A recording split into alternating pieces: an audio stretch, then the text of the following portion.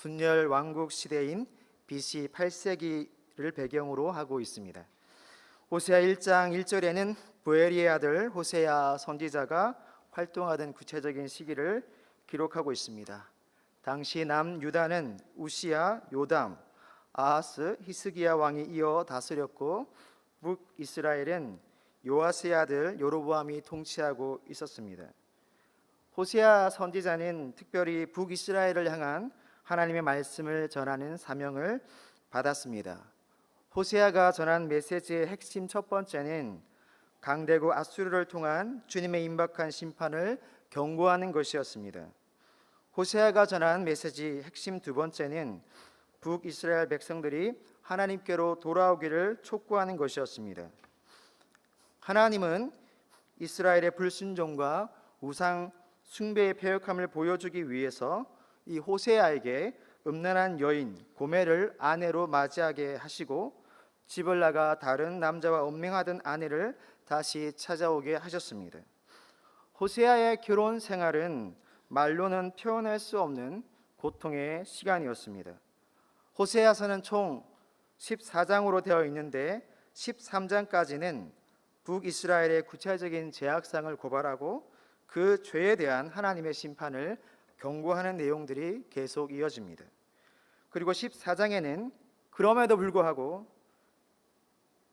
이스라엘을 회복시키기 원하시는 하나님의 깊고도 진실한 사랑이 잘 나타나 있습니다. 하나님은 죄를 용서하지 않습니다. 정확하게 말하자면 하나님은 죄를 용서하실 수 없는 분입니다. 왜냐하면 하나님은 완전한 거룩의 본체이시기 때문입니다. 그러므로 하나님의 거룩은 필연적으로 죄에 대한 심판으로 나타날 수밖에 없습니다. 하지만 하나님의 자녀를 향한 하나님의 심판에는 반드시 구원이 뒤따라옵니다. 히브리서 12장 8절에 보면 징계는 다 받는 것이거늘 너희에게 없으면 사생자요 친아들이 아니니라. 우리는 하나님의 자녀입니다. 그러므로 우리가 하나님께 죄를 범할 때 징계받는 것은 너무나 당연한 것이며 오히려 징계는 우리가 하나님의 자녀라는 사실을 드러내는 확실한 증거가 되는 것입니다. 하나님은 우리를 징계하심으로 우리를 하나님 앞에 더 온전한 사람으로 세워가고 있음을 믿어야 합니다. 성경에는 수많은 약속들이 있습니다. 여러분들이 기억하는 하나님의 약속은 무엇이 있습니까? 이 약속들은 하나님이 우리에게 주신 선한 약속들입니다. 그런데 그 하나님의 복된 약속들이 우리의 삶 가운데에서 왜 풍성한 열매로 나타나지 않는 것일까요? 물론 하나님의 훈련의 과정일 수 있습니다. 또한 세상의 악한 세력들이 우리를 향한 하나님의 복이 우리에게 전달되지 못하도록 방해하고 있을 수도 있습니다. 하지만 대부분의 경우는 하나님의 약속에서 벗어난 우리의 잘못된 생각과 잘못된 결정과 그리고 잘못된 행동의 결과입니다. 우리는 언제나 하나님의 뜻을 선택할 수 있는 기회 앞에 서 있습니다. 그리고 우리는 반복적으로 그리고 습관적으로 하나님의 뜻 아닌 것을 우리의 자유의지로 선택하고 있습니다. 기독교는 기복신앙을 추구하는 종교는 분명 아닙니다. 하지만 기독교는 복으로 가득한 종교입니다.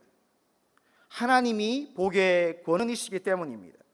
그러므로 우리의 삶이 잘 되지 않고 어딘가 막힌 것처럼 답답하고 알 수 없는 두려움에 사로잡혀 있다면 우리는 주님과의 관계를 진지하게 점검해 보아야 합니다. 그리고 주님의 음성에 집중해야 합니다. 호세아 14장 1절입니다. 이스라엘아 내 하나님 여호와께로 돌아오라. 북이스라엘은 차마 입에 담기도 어려운 죄악들을 저질렀습니다. 선지자 호세아의 결혼 생활은 하나님과 이스라엘의 관계가 얼마나 불경건하고 더러워졌는지를 명확하게 보여주고 있습니다. 그럼에도 불구하고 하나님은 이스라엘을 향해 외치고 있습니다. 이스라엘아, 내 하나님 여호와께로 돌아오라. 이스라엘아, 나에게 돌아오라. 거룩하신 하나님은 죄와 절대로 타협하실 수 없는 분이십니다. 그럼에도 불구하고 하나님은 우리를 포기하지 않으시고 끊임없이 돌아오라고 부르고 또 부르고 계십니다. 대답 없는 그 이름을 2000년이 넘도록 주님은 이 세상을 향하여 사람들에게 사랑하는 아들이여 사랑하는 딸들이여 내게로 돌아오라. 지금도 주님은 부르고 있습니다. 그렇다면 우리가 다시 하나님께로 돌아가기 위해서는 어떻게 해야 할까요? 첫째는 우리 안에 있는 불의를 찾는 것입니다. 1절 말씀을 다 같이 보겠습니다. 이스라엘아, 내 하나님 여호와께로 돌아오라. 내가 불의함으로 말미암아 엎드려졌느니라. 내가 불의함으로 엎드려졌느니라. 우리는 종종 우리의 실패 이유가 불의한 세상과 우리가 어떻게 할 수 없는 불가능한 상황으로부터 왔다고 자기 체면을 걸 때가 있습니다. 하지만 사실은 우리 안에 우리가 가려놓고 있는 불의함으로부터 우리 인생의 실패는 이미 시작된 것입니다. 사사기를 몇 장만 읽어봐도 이것이 사실이라는 것을 너무나 쉽게 확인할 수가 있습니다. 사사기 21장 25절은 사사기의 마지막 절인데 사사시대에 왜 그토록 많은 사사들이 등장할 수밖에 없었는지를 직설적으로 고발하고 있습니다. 그때에 이스라엘의 왕이 없으므로 사람이 자기 소견에 오른 대로 행하였더라. 불의, 죄는 하나님이 정하여 놓은 창조 질서를 깨트리는 악한 힘을 가지고 있습니다. 불의는 하나님의 뜻에 순종하기보다는 자기의 소견에 옳은 대로 행하게 만듭니다. 그러므로 불의의 결과는 필연적으로 고통과 절망이 수반될 수밖에 없습니다. 인류의 역사는 권력과 물질에 대한 끝없는 탐욕의 역사였습니다. 그런 이유로 수많은 전쟁이 일어났고 수없이 많은 사람들이 죽임을 당하였고 지금도 의미 없는 전쟁으로 수많은 영혼들이 죽어가고 있습니다. 1997년 IMF, 2008년 미국 서브프라임 모기지 사태, 그리고 최근에 우리나라를 뒤흔들었던 비선실세 국정농단은 소수의 사람들이 불의와 타협하고 부당한 결정에 찬성함으로 얼마나 무서운 결과들이 일어나는지를 우리에게 잘 보여주는 예라고 할 수 있겠습니다. 때로는 하나님이 우리를 테스트하시거나 훈련하시기 위해 고난을 허락하시기도 하지만 우리가 겪는 많은 사회적, 국가적, 개인적인 어려움들은 하나님의 뜻을 거스르는 불의한 결정을 한 대가의 경우가 적지 않습니다. 우리는 우리의 삶을 보다 근본적인 관점에서 돌아봐야 합니다. 나의 선택과 내가 하는 일이 하나님의 뜻에 합당한가라는 이 질문은 아무리 강조해도 지나치지 않을 것입니다. 이삭을 한번 생각해 보십시다. 이삭은 농사를 지었는데 100배의 결실을 거두었습니다. 중동 지역은 물이 참 귀한 곳이죠. 그런데 이삭은 파는 곳마다 우물을 얻었습니다. 저는 이삭의 축복을 참 좋아합니다. 이삭이 열심히 농사를 짓고 열심히 물의 흐름을 찾아서 우물을 팠겠지만 하나님이 더하여 주신 은혜라고 생각합니다. 사실 이삭이 받은 복은 우리의 상식을 뛰어넘는 비현실적인 축복입니다. 이삭은 야곱과 비교해 보면 참으로 평탄한 인생을 살았습니다. 그리고 문제와 야곱보다 성경에 기록된 분량이 현저하게 적습니다. 저는 그 이유를 이삭이 하나님과 동행하는 삶을 통해 형통을 누렸기에 야곱처럼 굴곡 있는 삶을 살 필요가 없었기 때문이라고 생각합니다. 이삭의 믿음을 보여주는 두 가지 장면이 창세기에 나옵니다.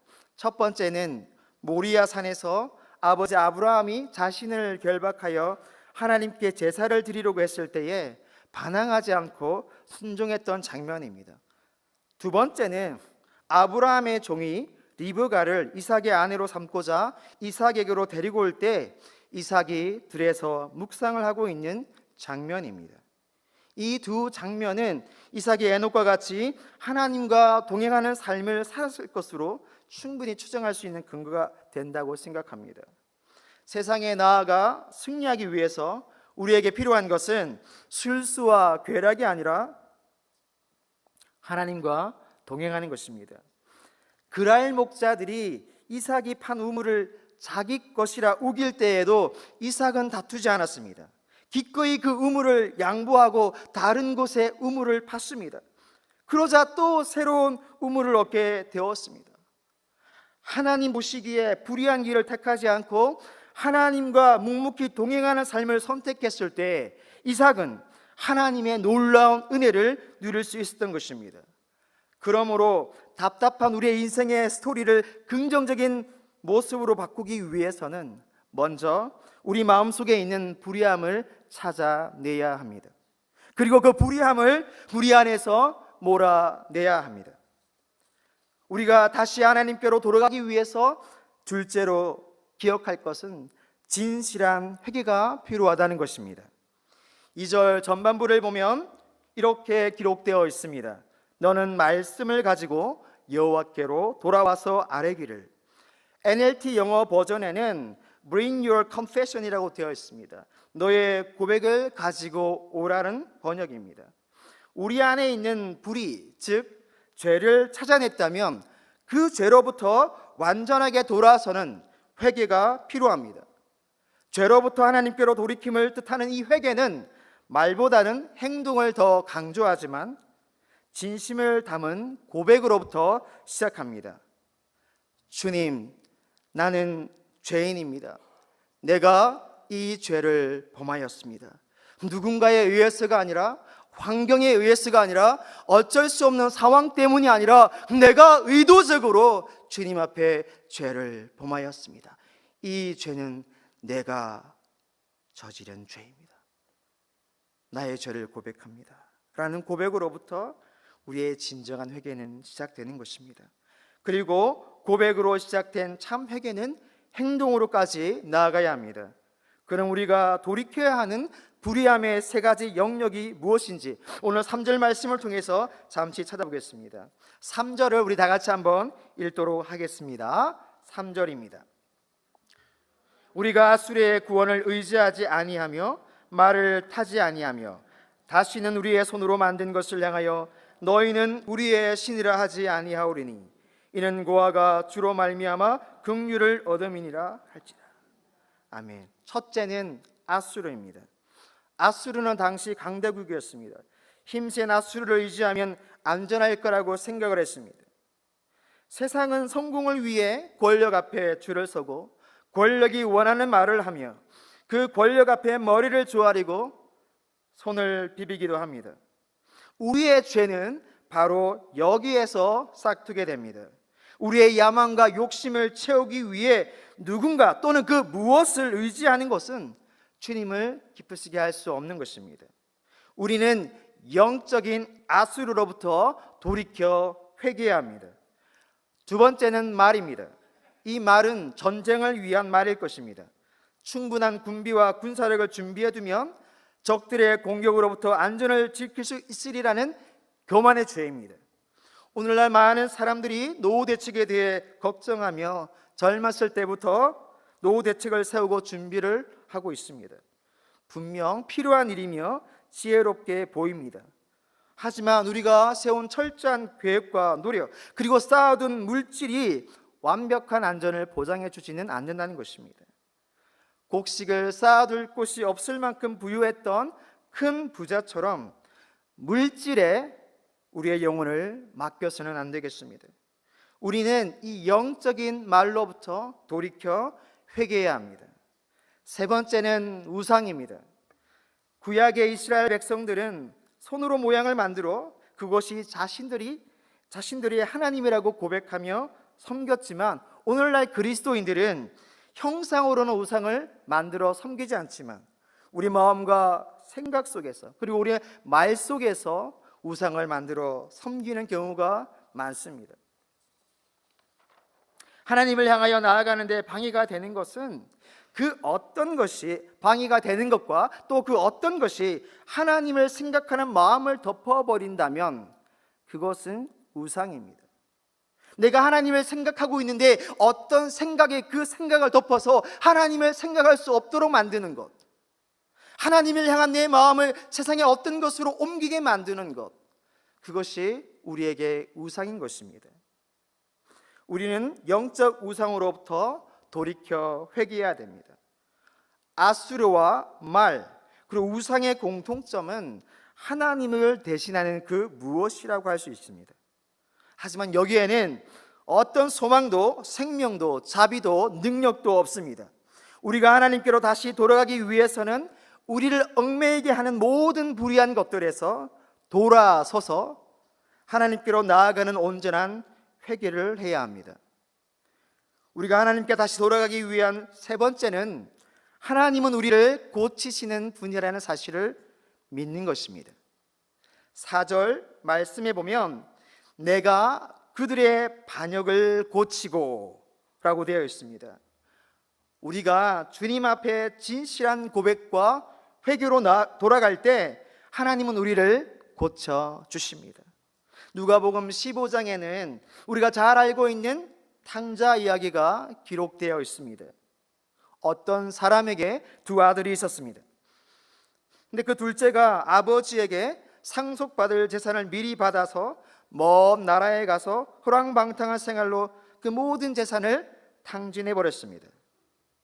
배가 고파서 돼지가 먹는 쥐엄 열매로 배를 채우다가 이 둘째 아들은 문득 아버지를 기억하게 됩니다. 그리고는 이렇게 결심합니다. 내가 아버지 집으로 돌아가서 내가 아버지의 품꾼이 되어야겠다. 아버지의 품꾼이 되기로 작정하고 집으로 이 둘째 아들은 돌아오게 됩니다. 그런데 그 아버지의 반응이 우리가 이미 다 알고 있는 것처럼 놀랍습니다. 그 아버지는 모든 재물을 다 낭비하고 돌아오는 둘째 아들을 어떻게 맞이했습니까? 누가복음 15장 21절부터 24절까지 말씀을 제가 읽어드리겠습니다. 아들이 이르되 아버지, 내가 하늘과 아버지께 죄를 지었사오니 지금부터는 아버지의 아들이라 일컬음을 감당하지 못하겠나이다 하나, 아버지는 종들에게 이르되 제일 좋은 옷을 내어다가 입히고 손에 가락지를 끼우고 발에 신을 신기라. 그리고 살찐 송아지를 끌어다가 잡으라. 우리가 먹고 마시자. 이 내 아들은 죽었다가 다시 살아났으며 내가 잃었다가 다시 얻어노라 하니 그들이 즐거워하더라. 아멘. 우리가 진심으로 고백하고 회개할 때 하나님의 분노는 사라지고 끝없는 하나님의 사랑이 우리를 감싸 안으십니다. 하나님의 진노를 우리에게 멀리 떠나게 하는 최선의 길은 우리가 실패한 그 자리에서, 우리가 죄를 범하여 낙심한 그 자리에서 아버지의 사랑을 기억하고 다시 주님께로 돌이키는 것입니다. 그리고 하나님의 진노가 우리에게 떠나면 그 자리에는 하나님의 복이 대신하게 됩니다. 5절부터 8절까지 말씀 우리 다 같이 한 목소리로 읽도록 하겠습니다. 내가 이스라엘에게 이슬과 같으리니 그가 백합화 같이 피겠고 레바논 백향목 같이 뿌리가 박힐 것이라. 그의 가지는 펴지며 그의 아름다움은 감람나무와 같고 그의 향기는 레바논 백향목 같으리니 그 그늘 아래에 거주하는 자가 돌아올지라. 그들은 곡식같이 풍성할 것이며 포도나무같이 꽃이 필 것이며 그 향기는 레바논의 포도주같이 되리라. 에브라임의 말이 내가 다시 우상과 무슨 상관이 있으리요 할지라. 내가 그를 돌아보아 대답하기를 나는 푸른 잣나무 같으니 내가 나로 말미암아 열매를 얻으리라 하리라. 아멘. 중동 지역에서는 이슬이 물의 핵심 원천입니다. 이스라엘은 이슬 대신 하나님을 통해서 번영을 누리게 될 것이라는 약속을 받고 있습니다. 우리도 이와 같이 하나님께로 돌아가면 풍성한 열매를 얻게 되며 번영을 누리게 되는 것입니다. 우리가 하나님께 뭔가 귀한 것을 드려서 받는 것이 아니라 우리가 죄악 가운데 실패한 그곳에서 하나님께로 돌이켜 나아가기만 하여도 하나님의 풍성한 열매가, 하나님의 놀라운 번영과 복이 우리에게 주어진다라고 하는 것입니다. 우리가 하나님께 나아갈 때 기억해야 될 것은 하나님이 돌이키는 하나님의 자녀에게 복을 예배하고 계신다는 것입니다. 말씀을 호세아 14장 9절로 마무리하겠습니다. 누가 지혜가 있어 이런 일을 깨달으며 누가 총명이 있어 이런 일을 알겠느냐. 여호와의 도는 정직하니 의인은 그 길로 다니거니와 그러나 죄인은 그 길에 걸려 넘어지리라. 하나님은 정직하며 하나님의 길은 정직하며 옳은 길입니다.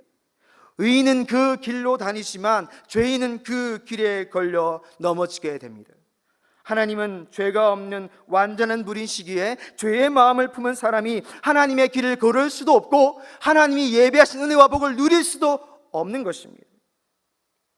우리 모두 잠시 주님을 바라보는 일에 넘어질지라도 다시 일어나 주님께로 돌아가는 믿음의 삶 살기를 주님의 이름으로 축복합니다.